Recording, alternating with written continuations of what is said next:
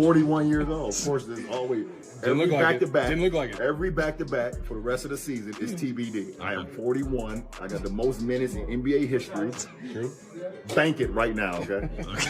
What are we talking about? Just what don't look like you're 41 on the court. But I am. December 30th, 1984, 4:39 p.m. The Lakers locker room just turned into a pressure cooker. And word is, LeBron James might have been the one to light the match himself. What started off as a small rookie experiment has now blown up into a full-on power struggle that's shaking the foundation of the entire franchise. Front office whispers are getting louder. The silence inside the locker room is awkward as ever, and one question hangs heavy in the air. Is this even about basketball anymore, or something much bigger? A lot of advice I would give them. I would just say, keep the main thing the main thing. Work hard. There's no substitute for hard work. I think hard work and dedication, if you want to be great, gonna pay off. Keep the blinders on. As much as they praise you, it's even triple, quadruple of people trying to bring you down and want to tear you down every single day. So protect your family. The Lakers were supposed to be untouchable, the ultimate Hollywood empire wrapped in purple and gold. For decades, they've been the royalty of the NBA, where nothing truly bad could happen as long as the king stayed smiling under the bright lights. Well, I don't know where it came from, but at the end of the day, Bronny's his own man, and he has some tough decisions to make. Yeah. And when he's ready to make those decisions, he'll let us all know. But as his family, we'll support whatever he does. Last question. Bronny coming off of his best game as a Laker, then goes to South Bay, goes for 37. He's 39. Yeah, don't worry about it. I knew you'd have it. Still me short on that. This was the land of banners, redemption arcs, and perfect narratives that made losing look cinematic. But lately, that script's falling apart, and no one knows how it ends. Everybody wondering what your dad's got. Yeah, actually, one of my friends called me talking about what I was going to do because they seen my dad, whatever. I didn't see it. He called me. I was like, yeah, I have no idea what he's talking about. So, I don't really pay attention to that stuff. So, there's a lot of stuff going around that I don't pay attention to. So, yeah. LeBron James wasn't just the star of the show. He was the director, producer, and main attraction. His face was everywhere. Billboards, commercials, interviews, all while running the show behind the scenes. Championships, influence, legacy, it all revolved around him like planets around the sun. For years, it felt like the Lakers existed above reality, untouched by normal consequences. What's your hope for Bronny's future? To be happy and find happiness in whatever it is that he does, whether it's whatever it is. I just want him to be happy. I want him to get to the NBA. I'm not even gonna lie. I want to be on the court with him. I think that'll be an unbelievable moment. He's about to be a junior, so the years, it could get close, but then came one strange front office decision, and suddenly that shiny palace started to flicker. It was small at first, like a smoke alarm chirping in a mansion that swore it never caught fire. Then the whispers turned into side eyes, and the tension inside the organization became impossible to hide. This wasn't just another media rumor or barbershop debate.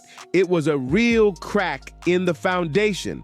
The illusion of control, of invincibility, started to fade. And when someone inside the team dared to suggest that maybe, just maybe, roster spots should be earned instead of gifted, the energy in the building flipped instantly. That one comment hit like a dropped mic in a silent room.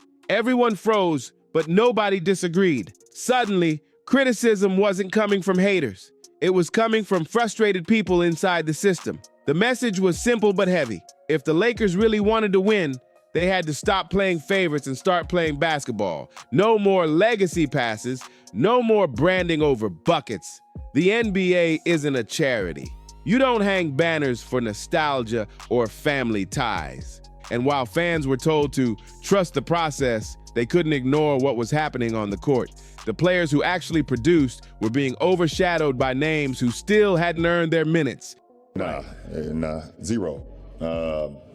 the motivation to be able to play alongside him every night, that's super motivating. That's what I'm gonna train my body for, you know, every night that I go out there and try to be the best player I can for him, and we're gonna bounce that off one another. But as far as me weighing in on, you know, him and some of my other teammates of how far I go in my career now, it would be literally my decision along with my wife and, you know, two of my boys. The disconnect between what fans saw and what the organization sold became impossible to deny. Through it all, LeBron stayed calm. No tantrums, no press conference explosions, no public drama. But make no mistake, that silence, it's loud. There was no big blow-up, no shouting match, no viral locker room clip, just that calm, cold silence LeBron's famous for. That silence hit harder than any rant could ever do.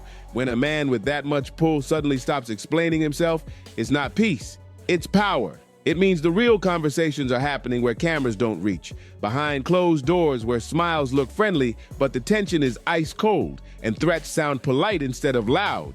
Something deep cracked inside the organization, and everyone felt it. This wasn't about rotations or playing time anymore. This was about ego, legacy, and control, all clashing in one room, pretending to be about basketball decisions. The symbolism cut deeper than the stats. That jersey, that name, it's not just a uniform, it's a monument, a living reminder of what LeBron built from the ground up. Now that symbol is being questioned, criticized, even whispered about like it might be disposable, and that's not business, that's personal. This isn't just a storyline, it's legacy warfare dressed up as roster management. And when pride and power collide like this, it never ends quietly. I can't deal with Unrivaled, guys. I can't do it. I did watch a couple games just to see if it improved from last year, which I suffered through because I just watched it because a lot of people don't know how to watch Unrivaled. So I went on lives. I even aired it.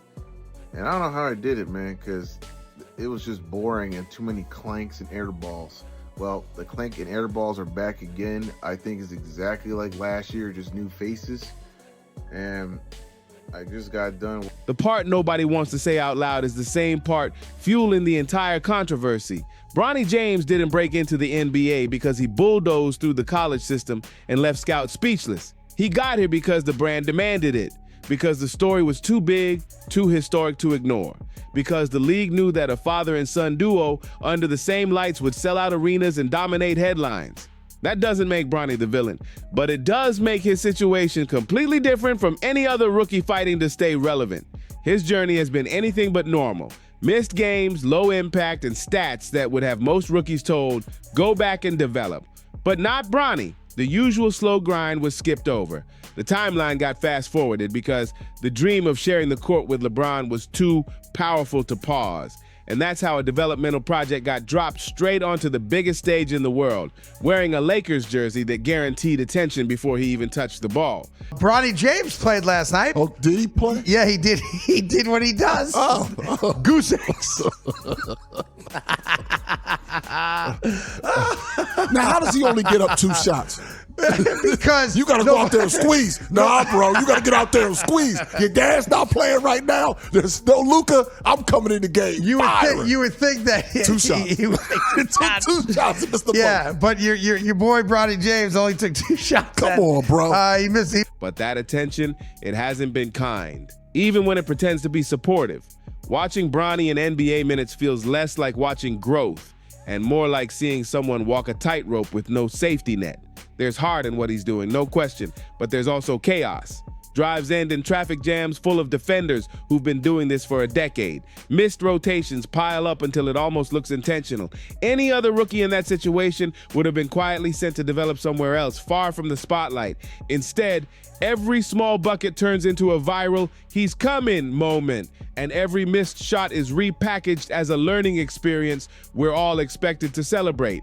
The narrative machine never stops spinning. Reality keeps getting edited in real time just to protect the story, the fairy tale of a father and son rewriting NBA history together. But behind that edit button, things are starting to look a lot messier than the highlight reel shows. On the internet from Bronny James, right? Now, as you guys know, we did a show about Bronny James being sent back to the G League, right? And we did a show about that. Most people that watched that show agreed that that was the correct thing for the Lakers to do, right? That Bronny wasn't good enough to be on the rock. The defense of this whole situation always leans on those flashes, that one hot game in a lower league setting that suddenly becomes the headline everywhere. One scoring outburst and it's like a national celebration. Social media goes crazy.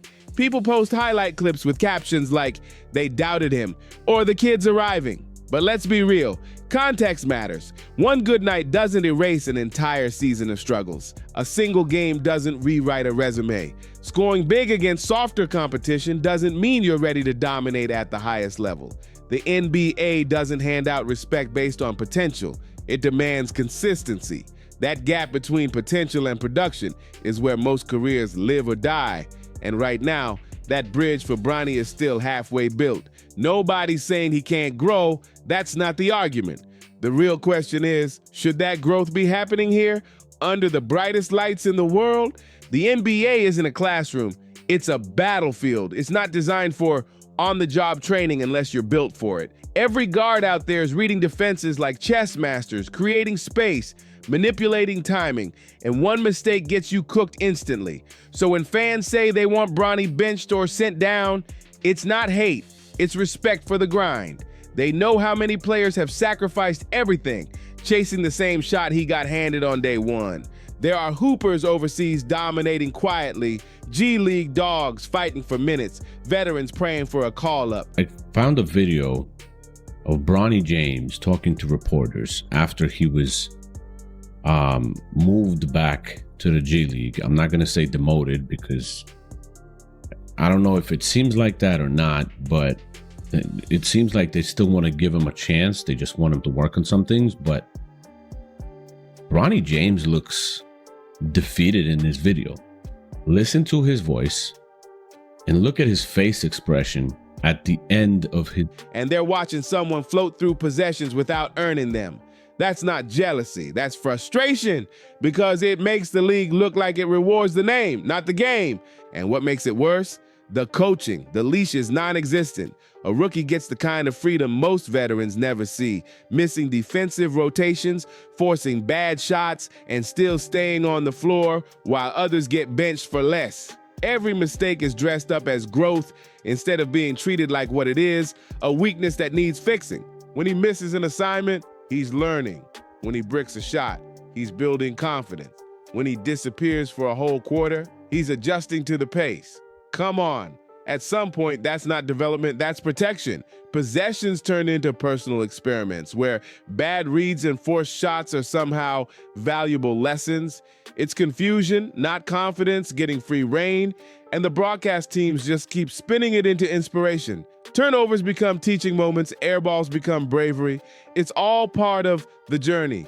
But the contrast between that storyline and the on-court reality, brutal. Big argument that took place the other day on Gil's Arena about are they singling out Bronny, that he's a 55th pick. Well, if he's a 55th pick, why are they posting him on NBA on ESPN? Why? Because they're saying he's not good enough, so why are you guys focusing on a player that's not that good? You bring up a good point. Why are they posting a player that's not that good? Meanwhile, real grinders are watching from the sidelines, knowing their careers can end off one bad stretch. No safety net, no second chances, no speeches about patience. They either produce now or pack their bags. That's how the system works. So when one player keeps getting do-overs because of who his father is, the resentment isn't personal, it's structural. It's about fairness. That's why the vibe around this experiment is so tense. Everyone knows the presence of LeBron changes everything. Acting like it doesn't is just lying to yourself. Opposing teams don't treat Bronny's minutes like a threat. They treat them like downtime. The game slows, the intensity dips, because no one wants to be the team that bullies the kid. That illusion, that untouchable aura, is exactly why this whole thing keeps going. No one wants to be the first to say out loud that the fairy tale might not fit the facts. Watching Bronny sometimes feels like watching a trust fund intern in a corporate war room, trying, learning, hustling, but clearly out of his depth. He's not lazy, he's not entitled, but the gap between enthusiasm and execution is obvious. And while those traits sound great in interviews, he works hard, he's humble, he's improving. The NBA doesn't reward effort points, it rewards impact. Every possession counts, and every player around him is fighting to feed their family. To me, it tells you everything. The kid is just, he's done. Like, I don't think he's mentally there anymore.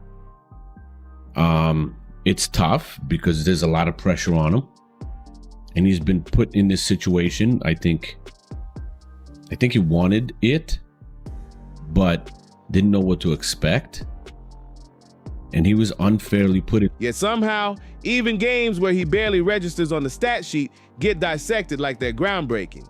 2 missed shots, suddenly it's a lesson in patience. A quiet night, proof of growth. Entire talk shows dedicate segments explaining why zero impact is actually a step forward. It's surreal. The story keeps running, even when the stats don't. At this point, the whole thing feels less like basketball and more like performance art. Everyone's pretending not to see what's right in front of them, because if they did, the illusion would crumble. The real problem isn't potential anymore. It's opportunity, minutes, and integrity. Every possession handed over as a learning moment for Bronny is one taken from a player who actually earned it through blood, sweat, and grind. Every forced shot that ends without consequence is a neon sign flashing, the rules don't apply to everyone. And that message chips away at everything the league claims to stand for. You can't preach meritocracy on Monday and then rewrite it by Friday just because the last name on the jersey sells tickets. The NBA's supposed to be ruthless, not selective. When standards start bending to fit narratives, they eventually snap under their own weight. The league keeps pushing the patience angle. Growth takes time, they say, but patience runs thin when the product stops making sense. Fans aren't blind. When basic plays get treated like historic milestones, it shows how low the bar has quietly dropped. The same league that built its brand on elite talent suddenly feels like it's grading on a curve. And that curve gets a lot smoother when your dad's a legend. Bronny doesn't feel like a typical rookie anymore. He's become a traveling headline, a walking subplot to LeBron's final act. Playing with your father? That's undeniably special, maybe even once in a lifetime history, but history doesn't win games. Team chemistry crumbles when everyone's role feels scripted, and fans get frustrated when they're asked to clap for mediocrity disguised as progress. And here's the part nobody wants to admit.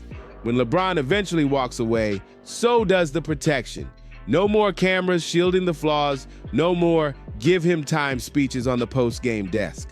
When that day comes, the question won't be about development or patience anymore. It'll be simple. Does Bronny belong in this league on his own merit? The bench played 36 minutes. I think he came off the bench. I don't remember the starting lineup. I didn't catch the game in the beginning. He had 15 points. Nick Smith Jr. had 7 points. Jackson Hayes had 2 points.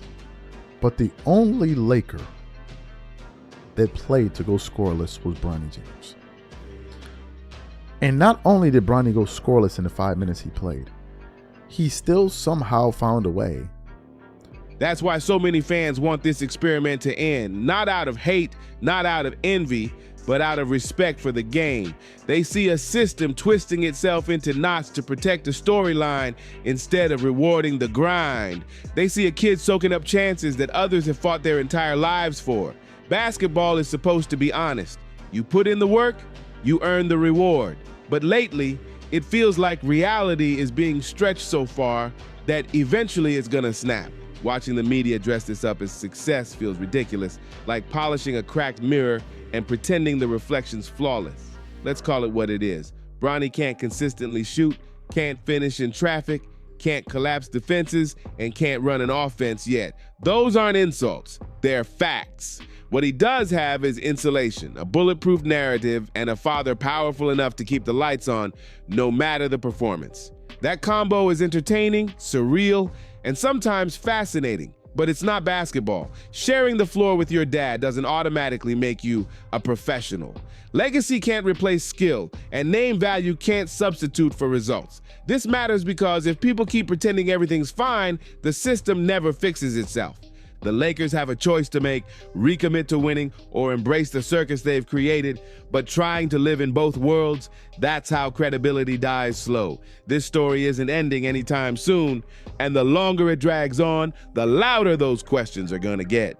If you respect the grind, hit that like button. If you think the Lakers need to choose between loyalty and legacy, drop your thoughts in the comments. And if you want more unfiltered breakdowns that don't sugarcoat the truth, subscribe, share, and I'll catch you in the next one.